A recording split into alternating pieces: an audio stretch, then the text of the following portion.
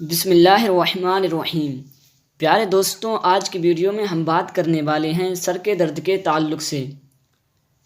اور ہمارے بہت سے بھائی اس بیماری میں مبتلا رہتے ہیں۔ کسی کے آدھے سر میں درد ہوتا ہے، کسی کے پورے سر میں درد ہوتا ہے، کسی کے کبھی کبھی ہوتا ہے اور کسی کے ہمیشہ سر میں درد رہتا ہے۔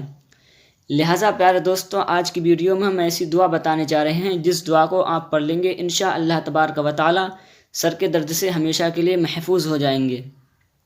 اس سے پہلے کہ ہم دعا بتائیں، آپ سے ایک چھوٹی سی گزارش ہے کہ ویڈیو کو لائک کریں اور زیادہ سے زیادہ شیئر ضرور کر دیں، اور اگر آپ ہمارے چینل پر نئے ہیں تو ہمارے چینل کو سبسکرائب ضرور کر دیں تاکہ ہم اسی طریقے سے آپ کو روز ایک ویڈیو اسلامک پہنچاتے رہیں۔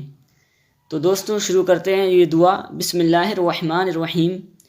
بسم اللہ رب الارض والسماء، بسم اللہ الذی بیدہ شفاء، بسم اللہ الذی لا یضر مع اسمہ شیء فی الارض ولا فی السماء وہو السمیع العلیم۔ ایک مرتبہ اور سن لیں۔